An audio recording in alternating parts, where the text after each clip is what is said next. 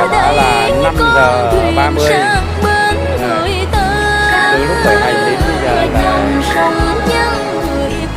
hơn 20 tiếng. Đường em giờ chung lối với ai rồi anh khó bình an.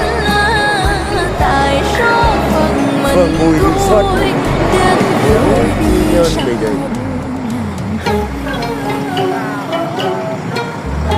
Quy Nhơn, Bình Định. Phường Bùi Thị Xuân này, Trăng này. thôi hết bên nhau rồi, cố gắng cho ai nay mình Đoàn Phật tử đi thiện nguyện. Đây cùng có 2 xe.